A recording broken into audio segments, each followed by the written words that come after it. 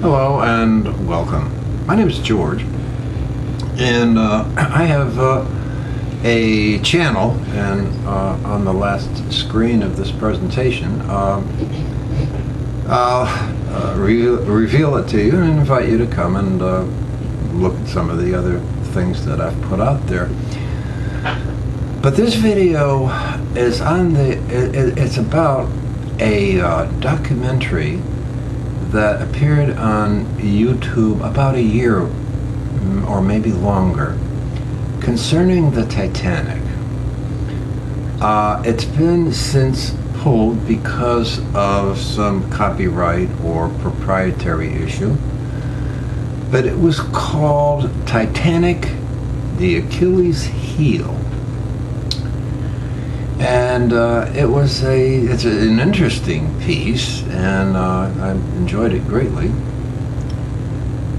And the whole issue was a theory put forward by a marine architect by the name of Roger Long. And he suspected the structural failure that caused the ship to break apart. The two sections of it were something like a quarter of a mile apart. And the focus of his attention was a feature that was necessary on a ship the size of the Titanic, which was something like 882 feet long, and this is called the expansion joint. Sometime in December, I watched it again, and I saw something. Because the film ends in failure, or apparent failure. Because the researchers, after they had gathered their data,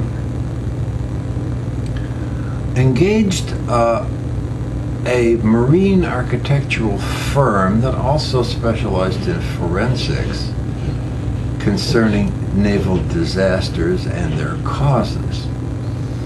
And they were asked to run tests and computer models to see if this expansion joint had indeed broken. The conclusion was that it hadn't, and I thought it was kind of disappointing. But then, like I say, when I watched it the second time, something occurred to me. Now, I am an engineer. I've got an extensive structural and electrical engineering background. And what I saw was a very common oversight. In substance, it's just that they didn't carry the investigation one step forward. If they had, they would have found out that Mr. Long was absolutely right. Whenever there's a new breakthrough, something new, there's always some flaw in the planning, some fatal error that is not noticed in the beginning, and it's only after a serious disaster that the truth comes out.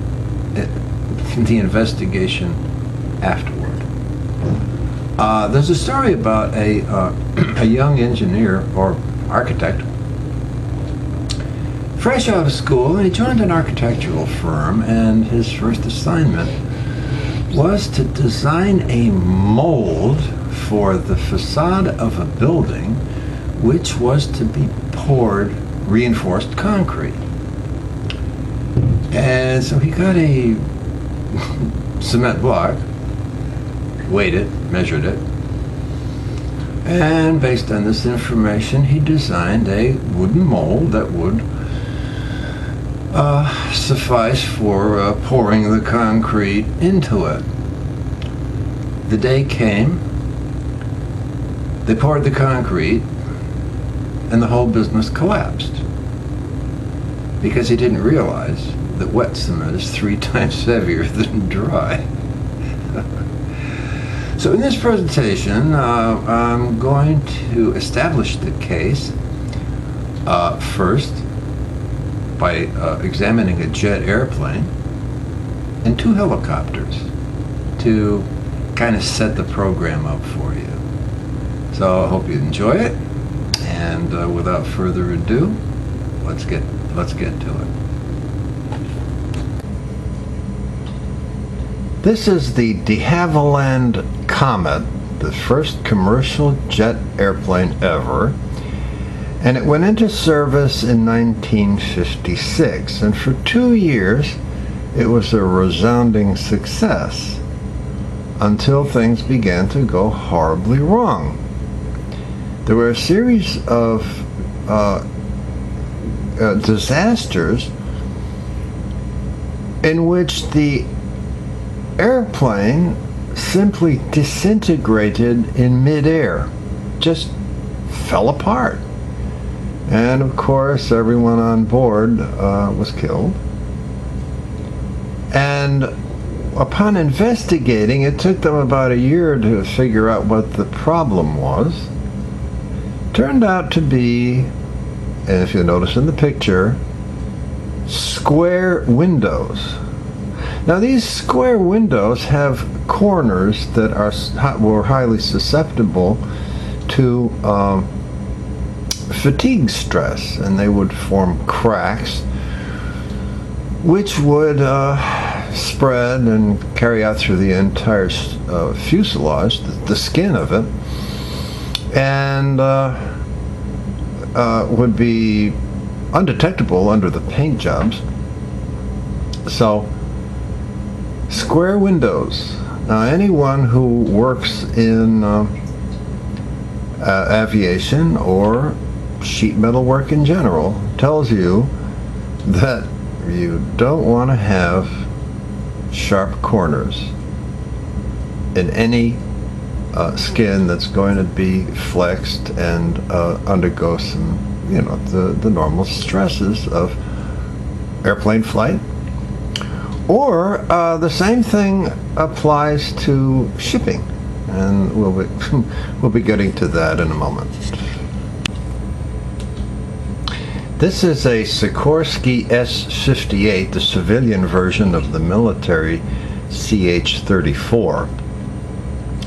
And in the 1950s, the S-58 went into commuter passenger service.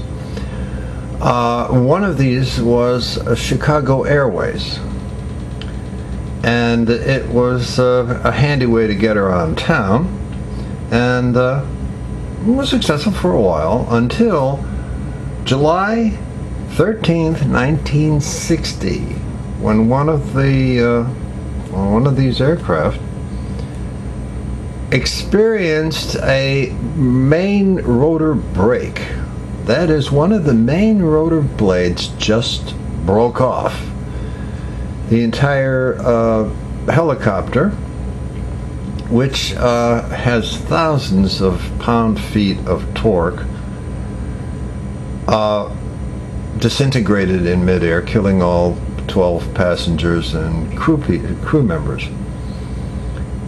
And when this accident was investigated, it was concluded that the spars, which are the front part of the rotor blade up here, had been worked using metal tools, and that one of these tools had left a tiny scratch on the rotor spar, and that during the stresses involved with flight, and let me tell you that if you ever saw the contortions that a main rotor blade goes through in a normal flight, I think it's a strong possibility that you'd never board a helicopter again, because they twist and bend and flap. It's pretty horrendous. And from this small beginning, it's a tiny little scratch, it worked itself up into a crack and ultimately a fracture. Well, the good news today is that rotor blades are sealed at both ends and charged with about 10 pounds of a gas, usually nitrogen, and has an indicator on the root end that immediately detects a leak, in which case the blades have to be changed. And finally, we have the CH-53, which was a heavy lift helicopter. And as you can see from the diagram, it had a refueling boom so that it could be refueled in midair. Now, there was a particular tragedy that occurred at the plant, and I happened to be there at the time, and it was pretty terrible. After a test flight, the crews were going over the ship, and they noticed a little bit of red paint on the leading edge of the rotor blades. And this meant that these blades had been hitting the refueling boom. The engineers, of course, being curious about this, instructed the test pilots to go back up and try to hit the boom. Well, they did. And they did such a good job that this helicopter also disintegrated in midair, killing everyone on board. And the point here is to demonstrate that these tragedies that I'm talking about can occur in millionths of a second. Each of these rotor blades weighs in excess of 400 pounds, so you probably have something in the millions of pound-feet of torque swirling around overhead. And the slightest interruption in that rotation is enough to send shockwaves through the entire fuselage and structure of the aircraft, causing it to just fly apart. So now we get on to the Titanic itself. The Titanic was one of 3 vessels of the same dimensions that were built by Harland and Wolff. The other 2 were the Olympic and the Britannic.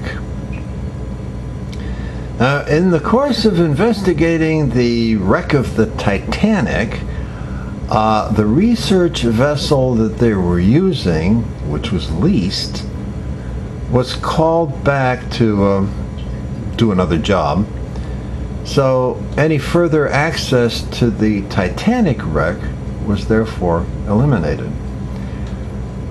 But one of the sister ships, the Britannic, which served as a hospital ship during World War I, was sunk in about 400 feet of water, and it was easily accessible to the divers, who went down and examined the expansion joint there, and they noticed this improvement.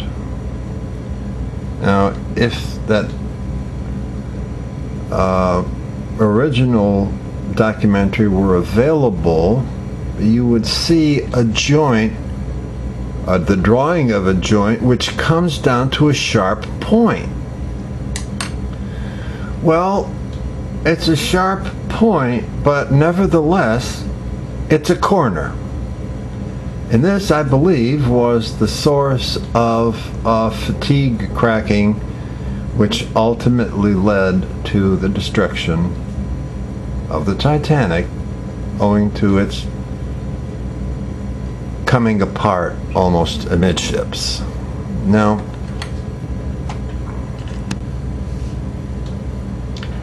this is a picture of the actual expansion joint on the Titanic, and as you can see, it's pretty well ripped apart.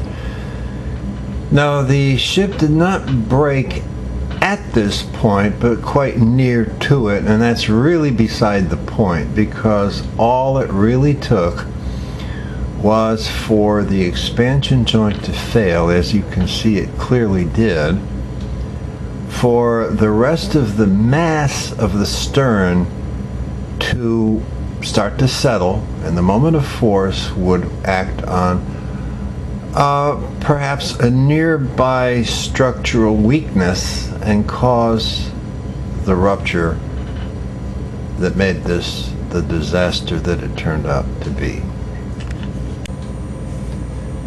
This is the side plan of the Titanic that was used by the marine architectural firm to run their computer model.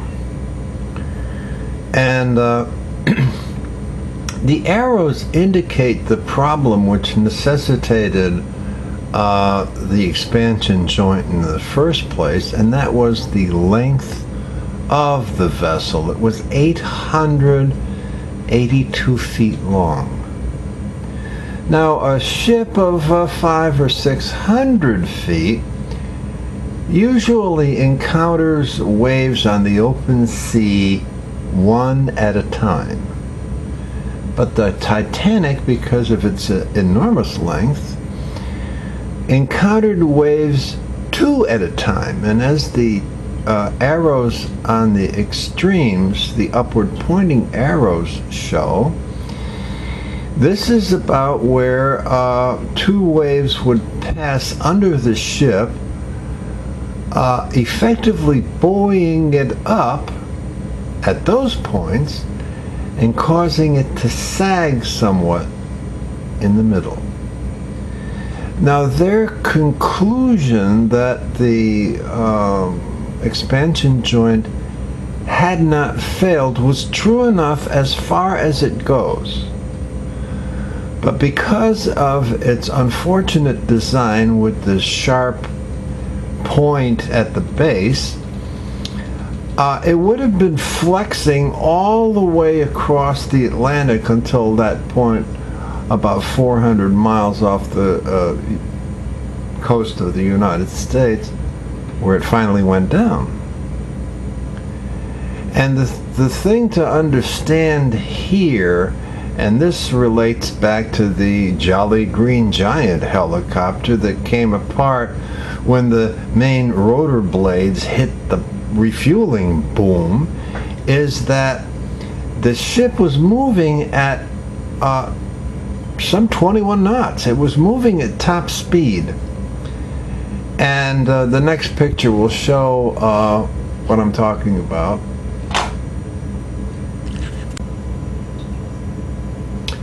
This is the general area of the damage when the ship struck the iceberg. But this was 46,328 gross tons of mass, which lay behind this point. Now that's an awful lot of mass, and moving at 21 knots, which is approximately 25, 26 miles an hour, this would have created a great deal of forward momentum. Now, as demonstrated with the Jolly Green Giant, the blades of which hit the refueling boom, the impact only has to be for a tiny fraction of a second. And I believe that's what happened, because momentum, the same thing that keeps you strapped into the car seat, shoulder harness and all, because if the car hits a wall and comes to a sudden stop, your body wants to keep going, and that's momentum. And when you have all this mass moving at a velocity, because momentum is mass times velocity, I won't bother going into the numbers, but with the major part of over 46,000 gross tons of structure back here, the numbers would be so large that they'd be effectively meaningless, sort of like the federal budget. It's trillions of dollars, but can you imagine the scope of that number? So that's what I believe happened, that the expansion joint had been flexing and cracking all the way across the ocean to the point where it struck the iceberg. And when the rest of this mass was interrupted in its forward motion just for a second, a fraction of a second, that's what caused the ultimate structural failure and caused the Titanic to break in two.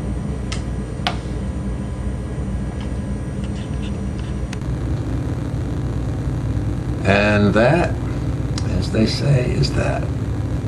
I'm pretty confident of the finding, and if Mr. Long is watching, you were right.